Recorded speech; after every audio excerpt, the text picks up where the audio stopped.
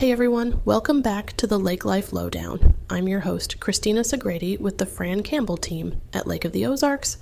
Today's episode is going to be a good one. I've got Rachel Gibbs from Great American Title joining me. She's a powerhouse in the title world, keeping closing smooth and stress-free, and she does it all with serious girl boss energy. We're talking what really happens behind the scenes of a closing, her tips to make the process easier, and of course, some of her favorite lake life must-dos. You're going to love this one. Let's dive in. Welcome back to Lake Life Lowdown. I am Christina Segrady with the Fran Campbell team, powered by Remax Lake of the Ozarks, and today I am extremely grateful to have a really cool guest with us. This is Rachel Gibbs. She is with Great American Title Company, and we are going to get into the nitty-gritty and the ins and outs of basic title understanding, just because I think it is something that is obviously a part of every single transaction that we do with real estate, but it's extremely confusing sometimes if you don't know. It's missed out a lot. Yes. Yeah. So I wanted to have Rachel here to kind of guide us through it a little bit. So stick around. She's got some really interesting information, and we're going to kind of like try to get to know Rachel a little bit with some lightning round questions also. Okay. So let's jump into it. Let's go. All right. Can you tell us a little bit about yourself and why you found your way into title work? So I was actually going to school for elementary education. Okay. COVID hit, 2020. Yeah. School started changing, college started changing, and I decided this just isn't right. So, I can't go and do student teaching. Mm-hmm. Things just weren't what I was expecting, and I felt like I was missing out on that due to all the COVID and everything changing. Yeah. So I was like, you know what? I'm going to take a break. So I took a break, and I was like, well, there's plenty, it was summer, so I was like, there's plenty of restaurants I can work at just to make some money, pay the bills, and, figure out something later. Go back to school after COVID. We didn't know how long COVID would last. So I took a break. Well, I ended up closing on my first house over at Great American Title with the previous closer there. And we were signing all the papers. I remember I grabbed a pen, signed my first name, I put the pen back, and she goes, you got a lot more to sign. You better keep that pen. And, so I was like, oh gosh, okay. I mean, I had no idea what was going on. I was like, sign my name. She was explaining all of it greatly to us, but we were just like, we're just ready to close on it. So anyways, a couple weeks go by. I'm like, well, that was interesting. Like, I didn't even know that job existed. Yeah. So a couple weeks go by, I see a former employee post on Facebook that they were hiring, and I was like, this is perfect timing. And they kind of mentioned it like they were looking just for somebody, maybe even part-time at the front desk. So I created a resume that I barely had because I was in college. I was in college, and then I just took a break. And I created a resume, applied, and I got the job. Started working there in June of 2021. My goal, I wanted to be a closer. I mean, what she was doing, I just thought was so cool. And you're in charge, you're doing your thing. And I was like, I want to be a closer. Talked to, one of my bosses, like, oh, well, you barely know what you're doing. We hired you. You're very, and I was like, no, I'm going to be a closer. Well, things changed in the company. I went from front desk to processing within just a couple months. Then I went from processing to closing in a couple months. So I was closing by December. No. June to December, I was closing. I had my support staff. I mean, they were there. Such great support for me. And I learned so quick. And it's great. And so now here I am. I'm still closing. Yeah. I guess I could go back to school if I wanted, but I don't think I will. I really enjoy what I do. Yeah. Love helping buyers, sellers, lenders, agents, everybody. Yeah.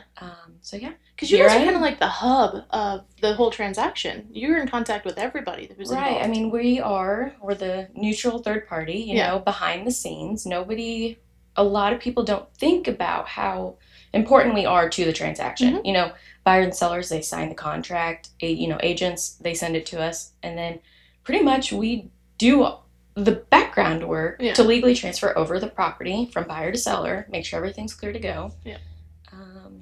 Yeah. And then I see you at the closing table, I'm like, oh, nice to meet you. I'm like, nice to meet you too. Yeah. You already know everything about that. Yeah, I know everything about that buyer and seller, agent, lender.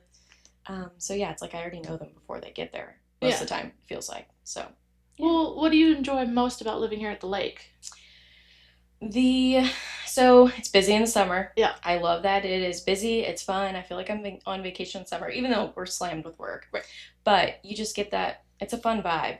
And then, fall, winter slows down a little bit, which we've been quite busy the last couple of years in fall and winter. I remember going on Business 54 and you'd maybe see one car. Or, a couple cars, or just driving through town. You'd see a couple cars. And it's it's not pre-summer all winter long, there's still a lot of people here. Yeah, you can go on the strip on the weekends in the middle of January and there's still people down there hanging out, having a good time. Yeah. But I like that it's so crazy and then it calms down a little bit. And then, in winter you're ready for summer, and summer you're ready for winter. So that's what I like about living at the lake the most. Are you an on the water or farm life kind of gal? So, because we're coming into hunting season, so I got to make sure I represent everybody. No, I'm not a hunter, but I think it'd be fun. But no, we live out on a golf course, so I'm kind of neither. Yeah, we have friends with boats, so we go on their boats sometimes, and don't really do much hunting. I think my husband would like to more, but we just have a lot going on. But yeah, it is hard to get out there, especially since you have to be out there for it's not like you can just swing by the grocery store and pick something up. You're out there. You're hunting. Yeah. It's going to be a while. Yeah. Same with boating. You can stop at all the restaurants and stuff, but you better pack a cooler and food and snacks. And oh darn, I got to pack a cooler with stuff in it. Man, what a bummer. Load up. Yeah. Load up all the stuff in the boat. Yeah. Outside of work, what's something that you're passionate about or something that you love being a part of here at the lake?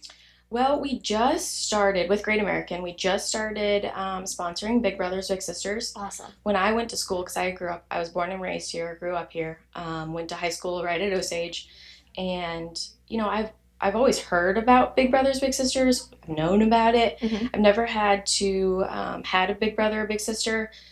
Jacob at my office, Jacob Ponder, he is actually a big brother over at, for Big Brothers Big Sisters. And he introduced us to the sponsorship. So now we are a proud sponsor of Big Brothers Big Sisters. And we just did the Baxter's thing a couple days ago where, I think it's $80 a ticket, mm-hmm. and you have some drinks, and then you do a silent auction. And then you just mingle, and it's a lot of fun. It raises the money for that charity of them. So that is something. I had a lot of fun. I was really proud to be there. Yeah. They're coming into the lake more now, correct? I think so, yeah. Then the day after the Baxter's event, they did a golf tournament. It was sold out. It was a lot of fun. Jacob, he went over and sponsored that. I had some closings, but yeah, we both did the Baxter's, and then he did the golf the next day. That's awesome. Yeah, I'm excited. I'm excited what more we have to come with that. Cool. So, yeah. Yeah. Well, okay, so let's get into the title work stuff now. All right, I'm gonna grill you now. Okay, so for those who may not know, what exactly does a title company do during the real estate transaction? So it's a step-by-step process pretty much. We have a system that we follow. We don't just scatter around. We have a step-by-step. So buyers and sellers, they get under contract. Agents or the admins, they send us a contract. We send that to our order entry department. Order entry, they open a file with buyers, sellers, agents. They set up our program.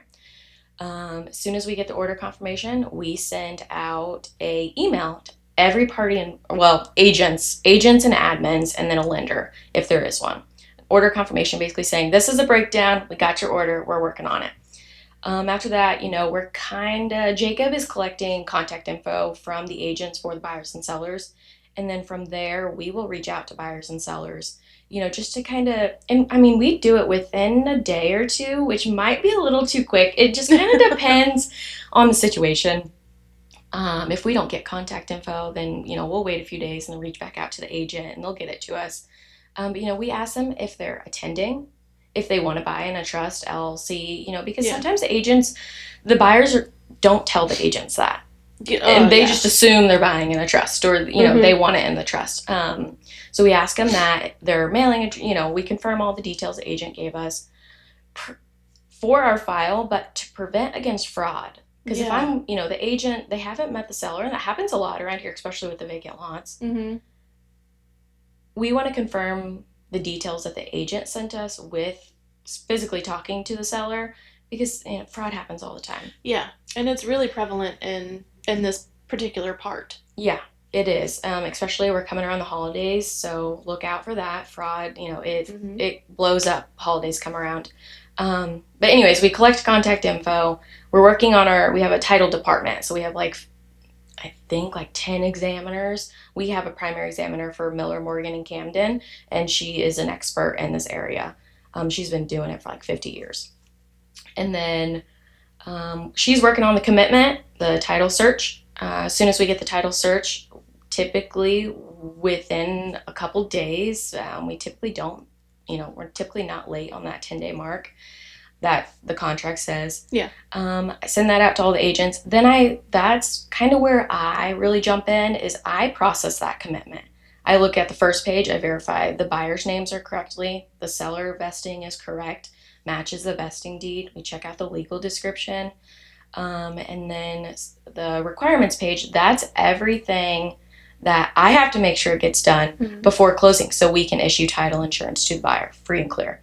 It'll show liens against the property, if there's any judgments against them, HOA, anything like that. I have to make sure it gets done before closing. Then the next page is exception page. Those are things we do not cover, which is any covenants, easements, restrictions, because those are things we can't change. Right. I can't change in HOAs, decks and bylaws. Right. So we can't cover that. Anyway, so I process that whole commitment, get the payoffs ordered, HOA ordered, which we order resale certs. As long as they don't charge a fee to the seller, we order resale certs the same day we get the contract. Because we know HOA, resale certs, they can take some time. When we have quick closings, we don't want that to delay closing or anything. Then we send that out. And then if there's a lender, we balance fees together, check out with the agents, make sure there's no extra invoices we need to add. Pretty much triple check everything, and then we send settlement statements out to agents. Agents look it over, let me know if it's good to go, and then I will reach out to the buyer and let them know, hey, they need a cashier's check, a wire, and if you need a wire, we're going to send your wire instructions through our, it's a closing lock portal we are using. It verifies driver's licenses, it scans them, and then it does a selfie, make sure there's no fraud involved, and you can upload documents in there. You can e-sign. If you're a cash buyer, you can e-sign all your closing documents. Oh, cool. Through that portal that we offer. And so we just send it, we collect their driver's license, they're good to go. Sellers still have to wet sign with me or with a mobile notary. And then we meet you at the closing table. So this wasn't a part of the approved questions I'm about to ask. What is it that people are looking for when they're choosing a title company? Because there's more than one title company to choose from. That is the misconception myth. One thing I want to bust is not all title companies are the same. I'm very fortunate to work at Great American. We have over, I think, 13 or 14 offices now, from Branson, Joplin, Lebanon, Springfield, here, Camdenton. And there's so much support. I could not imagine doing my job without the support I have. And that platform, Closing Lock. I think we may be one of the only ones that use it right now. I'm sure everybody's going to jump on it. I mean, it is wonderful. Like I said, there's not a driver's license that can get through that portal. If it's fraud, we will know. Yeah. And we try to do that, ahead of closing, not on closing day. Right. We do that, a couple weeks, maybe a couple days before closing, given the circumstances. And it verifies the seller is legit, the buyer's, ready. Kind of saves everybody some heartache. It does. There's fraud. it's everywhere. But anyways, the moral is they're not all the same. Right. And so it is hard to choose a title company. I'd say I always do this. It doesn't matter business, what it is. I always look at Google reviews. Yep. And yes, there's some out there that are just okay, who's this person, where, but if they're reviewed well, it's like referring. You want to refer your clients, and there's so many to choose from, and they're all great in their own different ways. Yeah. But yeah, it is hard to pick one, but there's a lot of good ones. Yeah. It is something that I think agents definitely try to help their clients choose, just like, we try and help them choose an inspector that is trustworthy and they can count on. We try and find lenders that are trustworthy that they can count on. And title companies fall under that category too, because it is truly the biggest purchase of your life. And in this market, we are a second home market. Yeah. So sometimes people aren't here, so they really count on those referrals. You got to be fast. You got to communicate. If there's a problem, first thing I do is let the agent know, and then ask them, hey, can I contact your seller, and just kind of, I will probably be able to explain it and why we're asking for it and why it's a problem, just because I've done it, like in the title stand, in the title way.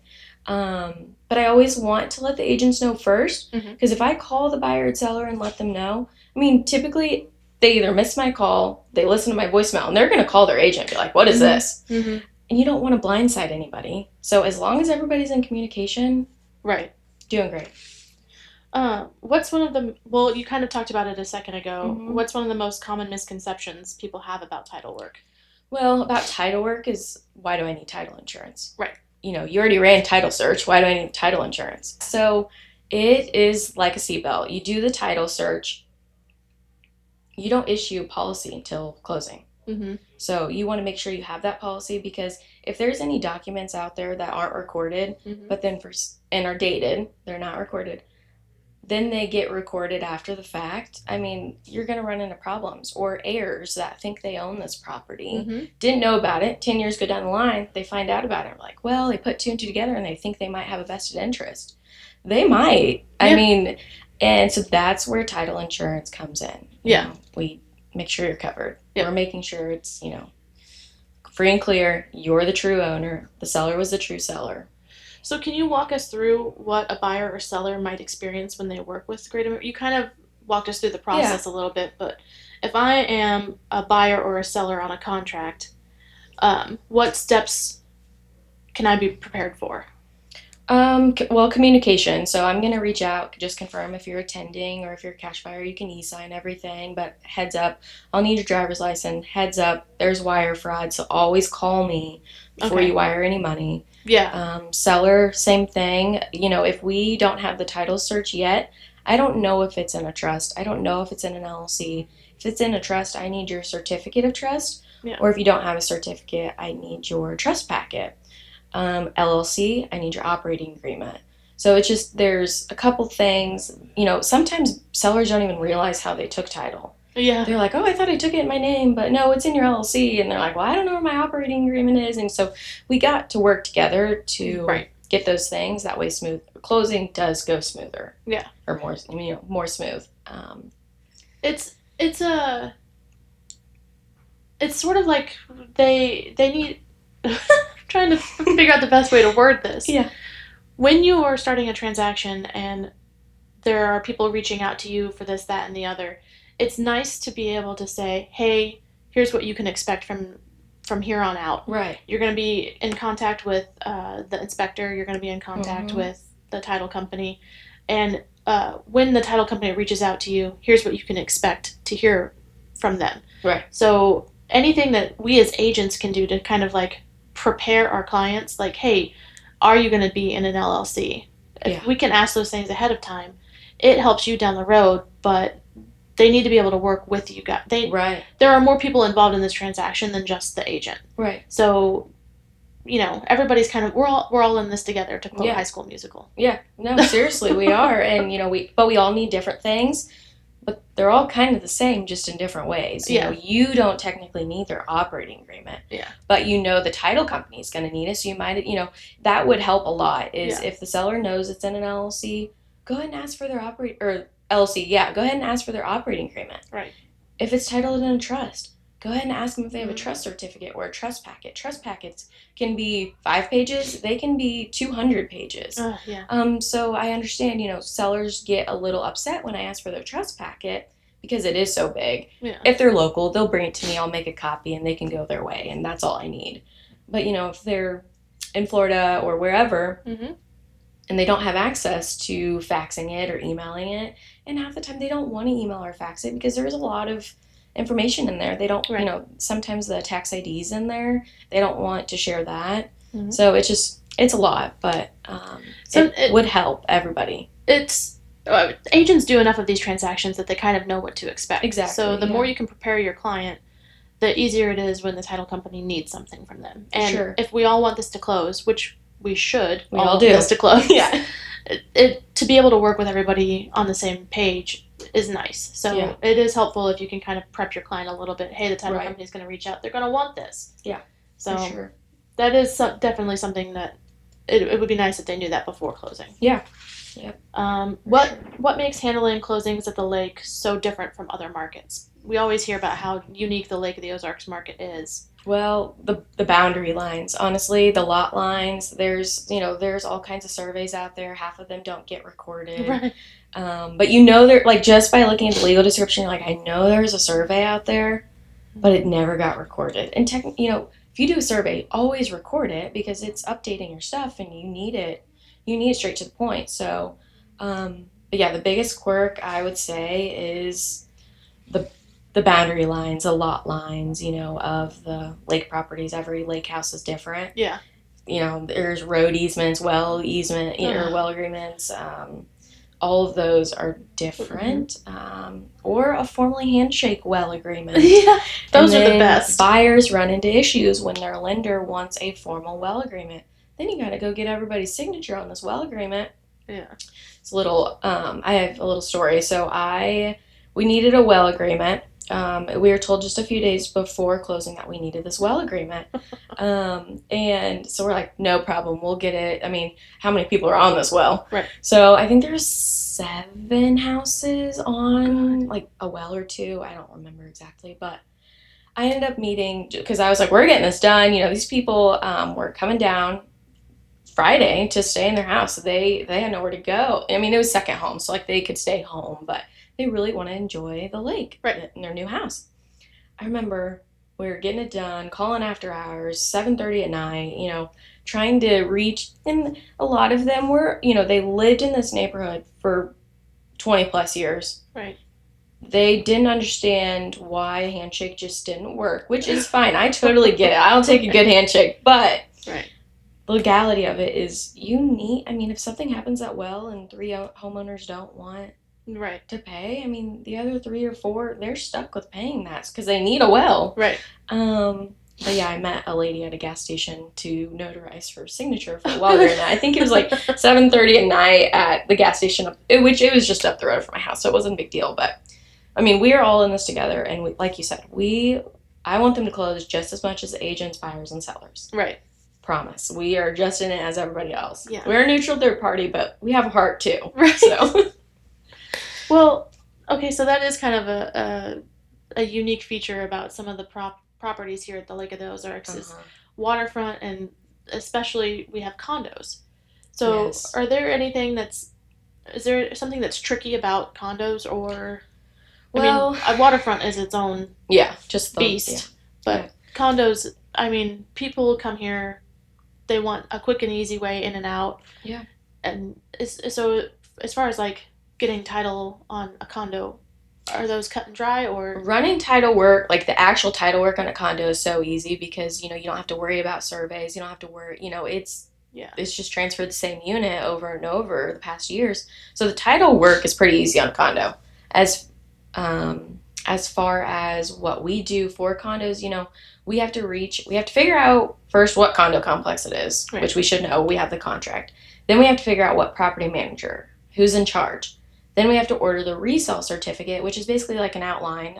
For anybody that doesn't know, it's just an outline of everything about the condo. If there's any unsatisfied judgments, their insurance for the complex. There's all kinds of things on there. It shows their decks, their bylaws, everything about this condo.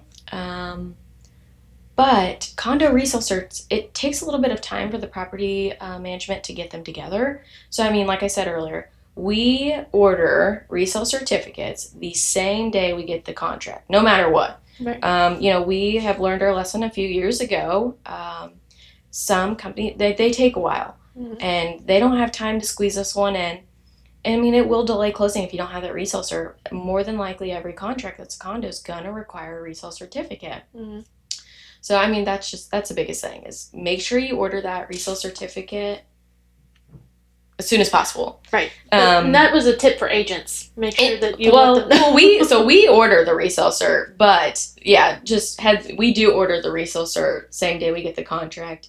If they tell us like this, this contingent on a sale, or anything, we will still order it we confirm now, as long as the HOA, the management company, is not going to charge a fee, even if it doesn't go through a closing. A couple has started charging like an upfront fee to pay for the resale because they're doing all the work, and sometimes it doesn't go through, and then, but yeah, we try to order that ahead of time. Yeah. Okay, so from the perspective of the title company, what does the lake market look like right now to you guys?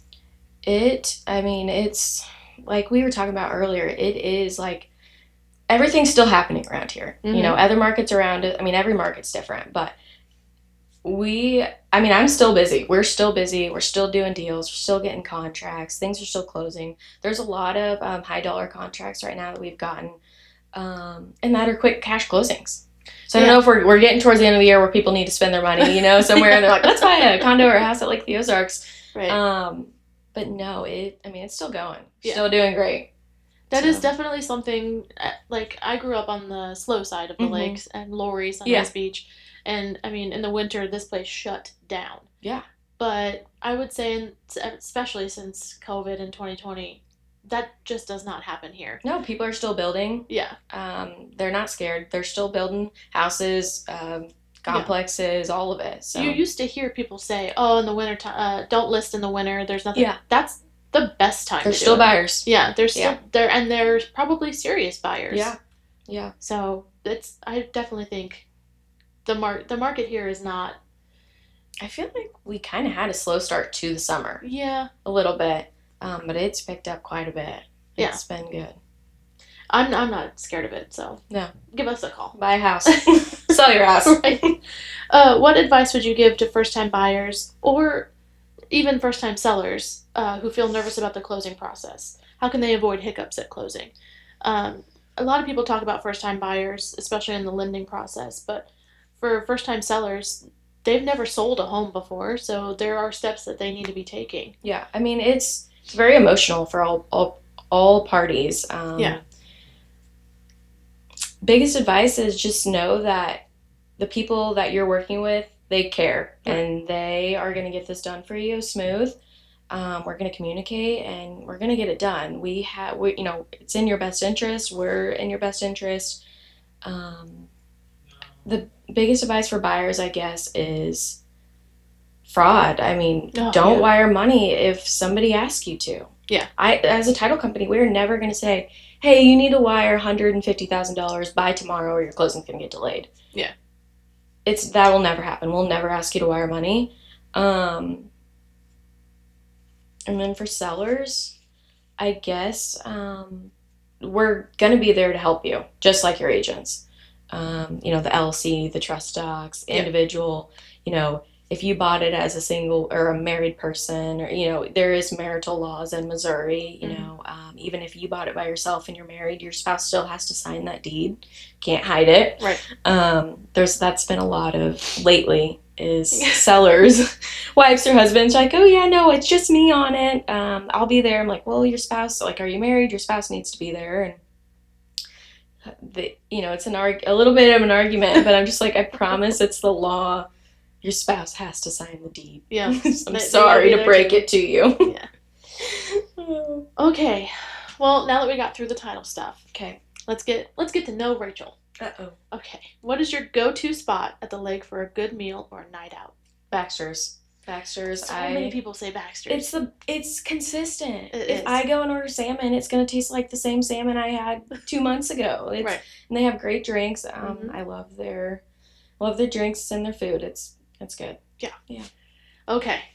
Since we're coming into the off season, as someone who lives here year round, what do you look forward to this time of year? Well, it slows down a little bit, so that's kind of nice. It's a good breather, until the next summer comes. Right. But there's, like we were talking about earlier, there's fall boutiques, there's a bunch of Christmas stuff, there's parades, there's stuff on the strip, Santa Monkey, there's, what else is there? There's all kinds of fall events. Yeah. And winter events. Yeah, Turkey Festival, the Apple Festival, you guys, there's getting ready to be the Four Seasons POA garage sale. Is that this weekend? That's this weekend. Yeah. Oh, goodness. Yeah. And also, good thing I'm going to a wedding. I can't go this year. Osage Beach is doing theirs the same this weekend, too. Oh, really? Yeah, so... It's not normally the same, though, is it? No. So, if you're ready to go out and hit some garage sales, this weekend is the weekend to do it. Yeah, there you go. You got all those fancy houses in Four Seasons ready to get rid of their nice stuff. Yeah. So... Better go snag it up. One man's trash is definitely my treasure, that is for sure. We'll have fun. I'll buy something for you. Okay. Okay, so we're going to do a lightning round now. You do not know what these questions are. Okay. Okay, are you a morning person or a night owl? Morning. Okay, me too. You can't get me past coffee. 9 a.m. or 9 p.m. Yeah, no.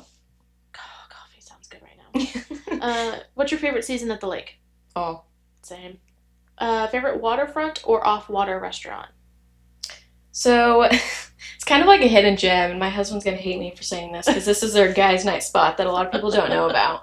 But it's called Angry Dragon. Oh, I haven't heard that. Okay, a lot of people haven't. It's on, like, in Rocky Mount. I think it's a 4-mile marker. Huh. It's hot dogs. Oh, okay. Okay, they're gourmet hot dogs. There's, like, a pepperoni one, peanut butter and jelly one. It sounds not like, but it is. It took me some convincing to go there with him, and it was so good. You know, like, I want another hot dog. I'm not going to knock it. I went to New Hampshire in 2021 to go visit some family. I spent every summer there when I was a kid, and my uncle took me to this little dive bar, and they had gourmet hot dogs, and it had, like, crab meat on it and stuff like that, and I was like, I'm not eating that. No, there's, like... It was the best thing I've ever eaten. I was it was so good. Gourmet hot dogs. I will be going back. Where is it? It's down in Rocky Mount. It's like where the islet, what's it called? I'm blanking. Highland Shore? No, it's the tower. People are going to make fun of me for this. I cannot think of it. Isla del Sol. Oh, okay. Right there. Yeah. It's right before that, but on the water, I think it's a 4-mile marker in the north. Gotcha. And you said it's Angry Dragon? Angry Dragon. Look it up. It's awesome. They have live music. They do bingo. I think we've never done any of that, but we heard it when we went there, that they do all these fun stuff. But a lot of locals, like, in the Rocky Mount area, like, that's their go-to spot. Gotcha. We've voted there. I've only been once, but I will be going back. Huh, how about that? All right. Yeah. If you could pick anywhere on the lake to live, where would you pick? Is there a special cove that you like, or a neighborhood that you're like, God, I want a house there one day? There's all different good lake spots. Yeah. I like where I'm at. I don't know, like, with, so we have I think 19 months, 20 months now? 19. I'd be so nervous to live on the lake until she's a little older, but I like where I'm at. I like living on the golf course. We go on golf cart rides all the time. That would be fun. I get that. Yeah. But I think I'm good where I'm at right now. Yeah. Yeah. Well, what is your go-to karaoke song? Oh, goodness. I don't even want to say it because it's embarrassing. Mine's Africa by Toto. Oh, that's a good one. Oh, yeah? Yeah, Before He Cheats. I have sung that. This was years ago. You will not catch me doing this now. But did that on my wedding night. Oh, fun. And I'm like, why would I karaoke that song on my wedding night? It's just so fun. I love the tone, but yeah. Yeah, I get it. Okay, well, where's the best pizza at the lake? Papo's. You think Papo's? Yeah. Man, Ozark Distillery. I don't think I've had their pizza. You gotta come by and have pizza. Okay. You guys can do a moonshine tasting and then have some pizza, and it is the best pizza. I'll do it. But I do like Papo's pizza, I'm not gonna lie. I like their cookies too. I feel like you can't beat that. You always get the pizza and then you take the cookies home. Oh yeah, because there's no way you can do both. That's too much bread. No. Okay, you kind of answered this earlier, but I didn't know that at the time, so I put Lakers, Tigers, Mustangs, or Indians. Well, Indians. I have to. We went there. Yeah. Yeah. Okay. Well, I'm a Laker. How can people get in touch with you at Great American Title? So you can actually call my cell phone. I take calls all the time. My cell phone's 573-539-9005. You can reach me by email on our website, getozarks.com. And my email is posted there if you don't already have my email. Give me a call. Is there anything that you'd like to plug or promote, or a local charity that you'd like to shout out, or anything like that? Well, like I said earlier, Big Brothers Big Sisters. Look into it. It's great. Yeah. So, along with the Big Brothers Big Sisters, for 4 years I worked at the Boys and Girls Club in Springfield, and that was probably the most rewarding job I'd ever had. Yeah. Prior to becoming an agent, I cannot express enough how deeply those people care about those kids and about the communities that they live in. So Big Brothers Big Sisters, Boys and Girls Clubs are kind of go hand in hand along with the YMCA. Right. So any organizations like that, I definitely agree with Rachel. You gotta look those up. Anytime you have an opportunity to help those kids, it is definitely worth taking. Yeah. Well, thank you for tuning into the podcast. Thank you for coming and being on the podcast. It's so fun. You guys can follow along on YouTube at the Lake Life Lowdown Remax channel. You can follow along on Spotify, the Lake Life Lowdown Podcast. On Facebook, we have a Facebook group. It's the Lake Life Lowdown. I don't think I can say that enough times in a row, Lake Life Lowdown. But also, we recently started a newsletter that you can subscribe for. If you go onto the Facebook group, just say, hey, I want to subscribe to the newsletter, and I can add you to that. It's weekly, and it definitely highlights some stuff that's coming up, recaps the podcast, and maybe some behind-the-scenes stuff. You guys can reach us at 573-302-2300 for Remax Lake of the Ozarks, or call me directly, 573-317-1979. And as always, stay anchored, friends. Thank you for watching. Thank you. Thanks for coming. Yeah. Awesome.